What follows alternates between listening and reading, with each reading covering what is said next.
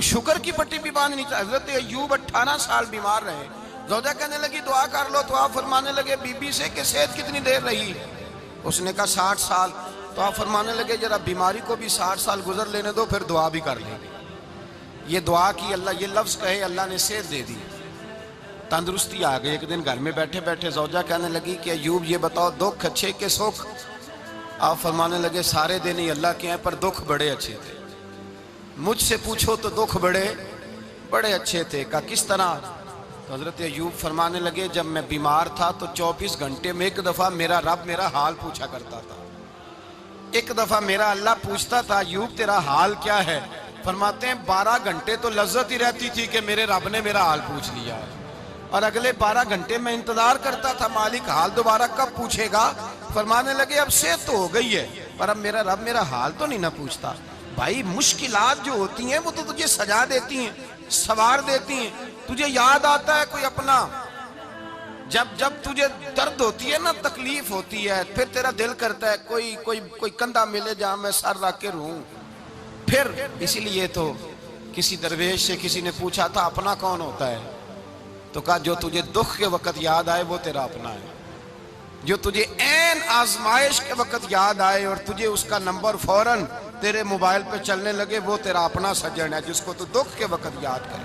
تو بھائی مشکلات کے بعد جو اللہ آسانی دیتا ہے. حضرت ابراہیم کو آگ میں بھی پھینکا گیا، حضرت ابراہیم علیہ السلام کو ستایا بھی گیا، نکالا بھی گیا، لیکن جب ان مشکلات سے گزرے تو میرا رب فرماتا ہے وَإِذِ ابْتَلَىٰ إِبْرَاهِيمَ رَبُّهُ بِكَلِمَاتٍ فَأَتَمَّهُنَّ قَالَ إِنِّي جَاعِلُكَ لِلنَّاسِ إِمَامًا. کہا جب ابراہیم پورے اترے تو پھر ہم نے انہیں امام بنا دیا. یا اللہ کس طرح کی امامت دی؟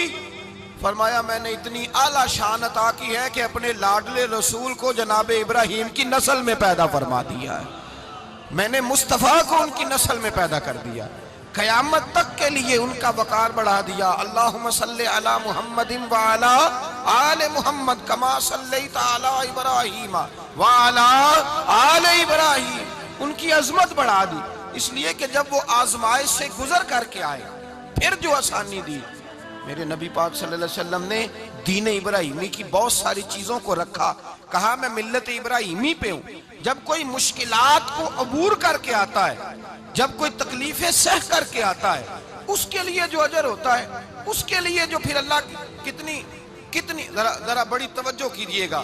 لوگ سمجھتے ہیں فلاں آدمی مشکل میں ہے تو شاید مشکل میں ہی رہے گا، فلاں آزمائش میں ہے تو شاید میرا اللہ فرماتا ہے ایک مشکل دے کے میں 2 آسانیاں بھی دوں گا.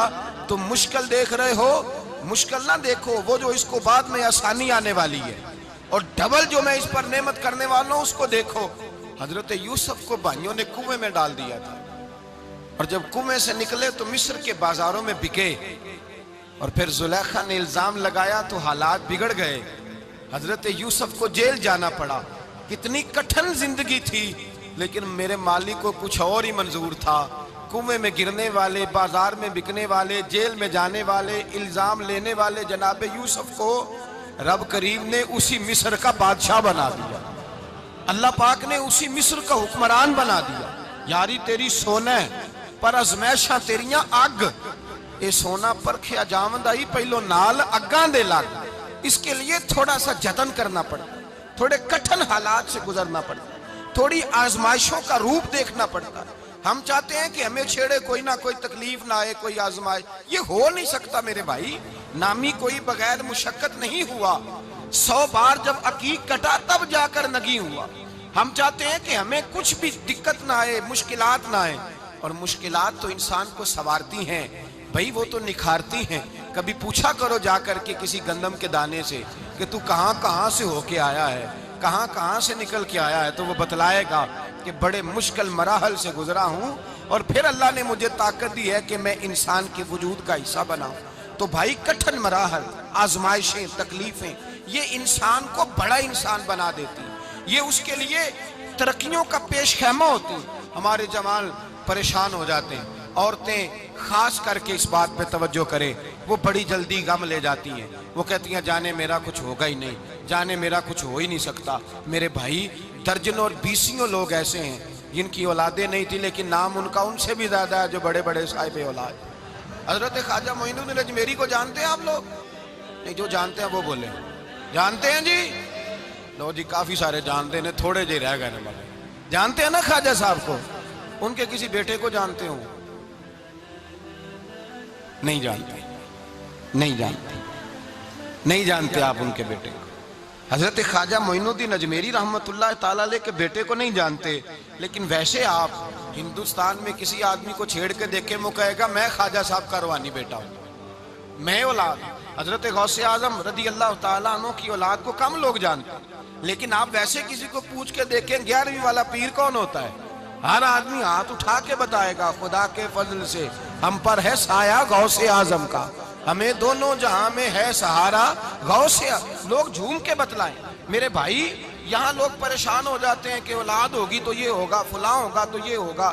بھائی ایسی کوئی بات نہیں، میرے پاس پیسے ہوتے تو میرا ابا بیماری سے فوت نہ ہوتا۔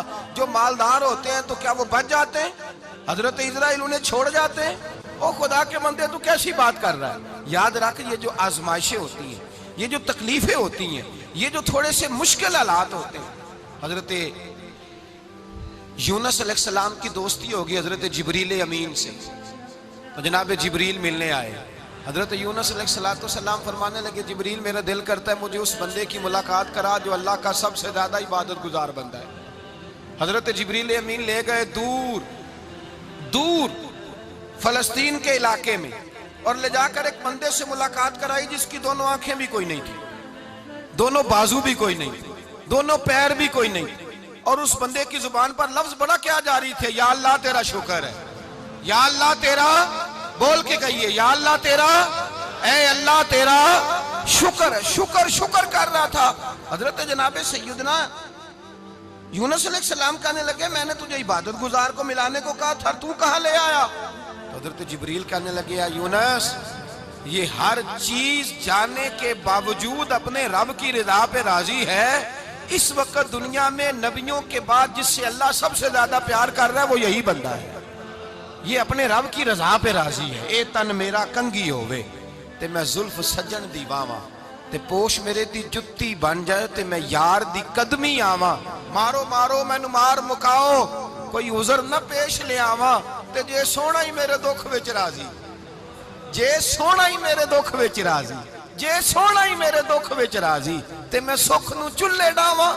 مانا کہ جب اس حال میں راضی ہے تو بس ٹھیک ہو گیا، ٹھیک ہو گیا۔ وصل اچھا ہے نہ فراق اچھا ہے، بس جس حال میں محبوب رکھے وہی حال اچھا ہے۔ بس جس حال میں انہوں نے رکھا بات ٹھیک ہو گئی۔ اس میں اب انسان شکوہ کرتے پھرے کہ یہ کس طرح ہے، وہ کس طرح، اپنے آپ کو مطمئن رکھا ہے۔ مشکل کے بعد جو آسانی آل، حضرت لقمان حکیم، ان کے نام پر قرآن مجید کی پوری سورت ہے۔ حضرت لقمان حکیم علیہ رحمہ آپ اپنے بیٹے کو نصیحت کر رہے تھے، کہنے لگے بیٹا کو مشکل آئے تو گھبرانا نہیں، کوئی مشکل آئے تو کرے بیٹوں کو سمجھ آ جائے کہ مشکل آئے تو، سمجھ آ رہی ہے بات کی، مشکل آئے تو۔ اور کیا خوبصورت جملے، بیٹے کو بٹھا کے کہتے ہیں بیٹا چھوٹی مشکل آئے گی تو اللہ بڑی مشکلات آسان کر دے گا، سمجھو چھوٹی مشکلات آئیں تو اللہ نے بڑی مشکلیں اس نے آسان کر دی۔ اور آپ کو بتاؤں اصل انسان ہوتا ہی وہ ہے جو مشکلوں میں جینے کا ڈھب سیکھ جاتا ہے، وہ بن جاتا ہے جو کرب کے حالات میں جینے کا سلیقہ سیکھ جائے۔ اپنے بچوں کو یہ سمجھانا، حضرت لقمان بیٹے مشکل آئے تو گھبرانا نہیں، بڑی کو ٹال دیتی ہے، وہ نیکی کا اور آسانی کا پیش خیمہ ہوتی ہے۔ اللہ اس کے بعد آسانی سمجھا رہے ہیں۔ کچھ دنوں کے بعد کہنے لگے آؤ فلاں اللہ کے نبی کی ملاقات کو چلیں، فلاں نبی علیہ السلام سے ملنے چلتے ہیں۔ اس زمانے میں جو نبی تھے ان سے ملنے چلے گئے۔ بیٹے کو بات یاد تھی، گھوڑے پہ بیٹھے، امام ابن جوزی نے اس کو لکھا ہے، گھوڑے پہ بیٹھے تھے دونوں کے پاس گھوڑے تھے۔ اب رستہ بہت زیادہ تھا، کھانا ساتھ لے لیا، پانی ساتھ لے لیا، رستہ لمبا تھا، صحرا کا علاقہ تھا۔ جب جانے لگے تو اتنی سخت گرمی ہوئی کہ گھوڑے بھی بے ہوش ہونے لگے۔ اچانک ایسی گرم لو چلی کہ گھوڑے بھی، اب دونوں باپ بیٹا جو تھے وہ بڑی جوش میں تھے کہ جانا ہی جانا ہے، گھوڑے سے اتر کر کے پیدل چلنے لگے۔ اب پیدل چلتے چلتے ذرا آگے گئے تو اب گرمی میں جتنا بندہ پیدل چلتا ہے اتنا پیاس بھی زیادہ لگتی ہے، تو پانی پیتے رہے، کھانا کھاتے رہے، کھانا پانی بھی ختم ہو گیا۔ تھوڑا آگے چلے نا، اس کے اندر تکلیف بڑی کہ حضرت جناب لقمان کے بیٹے کے پیر کے اندر ایک ہڈی پیوست ہو گئی۔ اتنی بڑی ہڈی تھی وہ اندر ہی چلی گئی پیر میں، خون کے فوارے گرنے لگے، بیٹا بے ہوش ہو گیا۔ حضرت لقمان اس کے سرانے بیٹھے تو بیٹا تھا نا، آنکھوں میں آنسو آ گئے۔ بیٹے نے آنکھ کھولی تو کہنے لگا ابا جی آپ تو صبر کرنے والے ہیں، آپ رو رہے ہیں؟ فرمایا بیٹے میں کیا کروں، میرے سینے میں جو دل ہے وہ ایک باپ کا دل ہے، تو باپ جو ہوا تیرا، تیری دکھ پر رونا آیا۔ بڑی مشکل سے دانت کے ساتھ ہڈی نکالی، ہڈی نکلی تو خون بھی چلا۔ صاحب زیادہ کہنے لگا حضور آپ نے تو کہا تھا ہر مشکل کے بعد آسانی ہوتی ہے، اور چھوٹی مشکل دے کے اللہ بڑی سے بچا لیتا ہے، تو ہم تو اچھے کام چلے تھے، مشکل پہ مشکل، مشکل پہ مشکل، یہ کیا ہے؟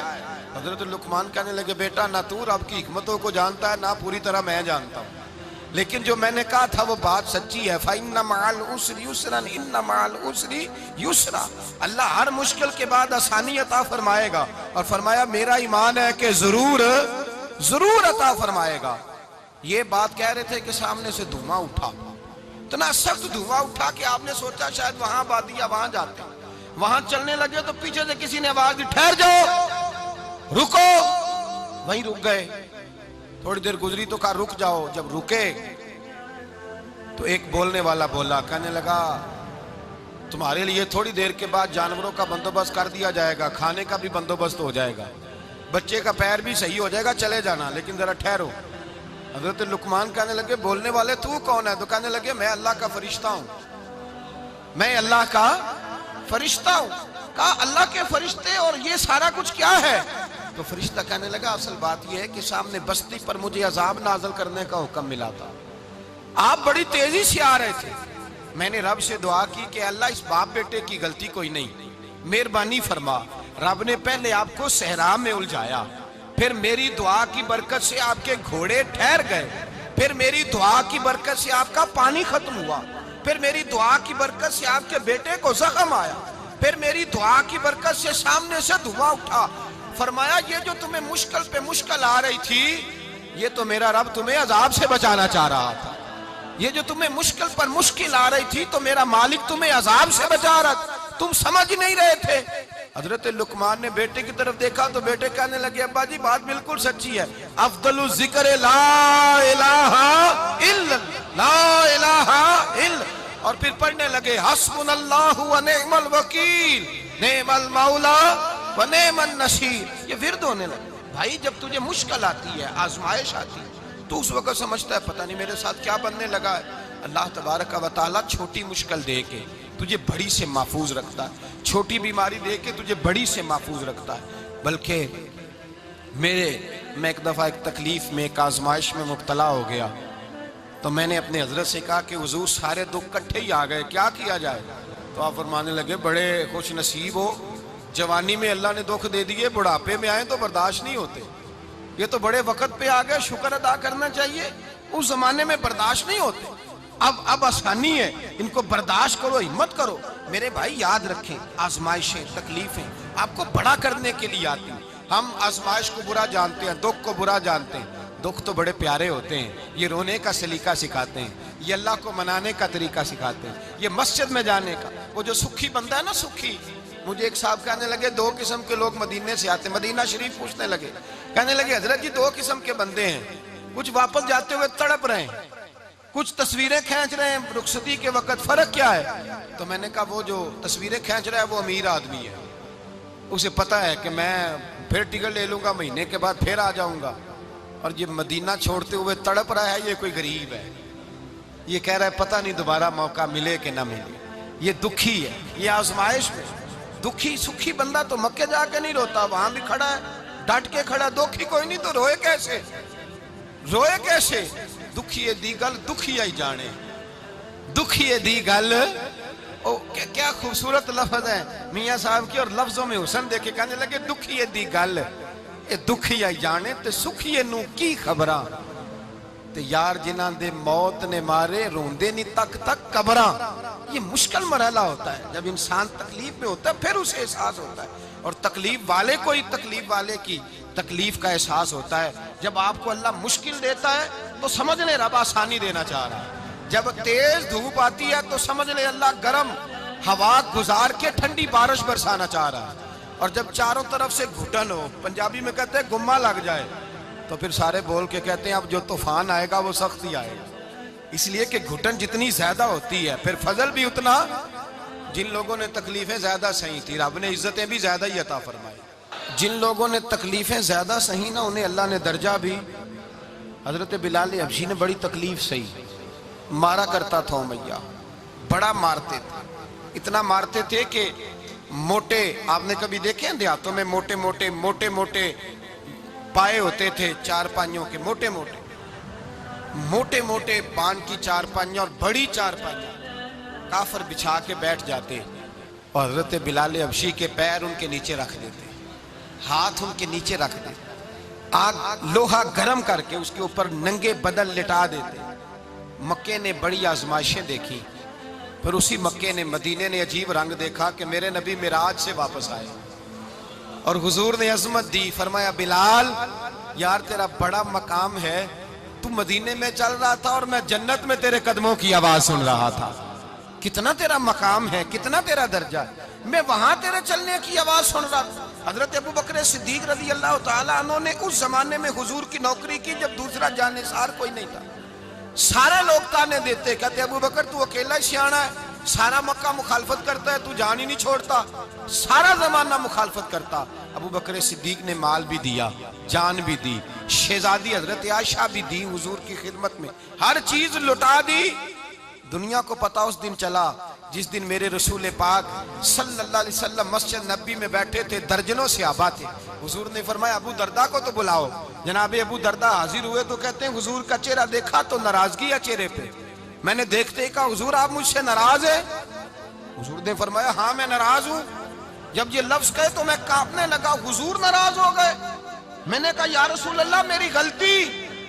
تو نبی پاک نے فرمایا تو میرے ابو بکر کی عظمت نہیں جانتا؟ حضور جانتا ہوں. حضور کیا ہوا؟ نبی پاک نے فرمایا کل تو گلی میں گزر رہا تھا، ابو بکر بھی گزر رہا تھا، تو نے سوچا ہی نہیں تو میرے ابو بکر کے آگے آگے چل رہا تھا؟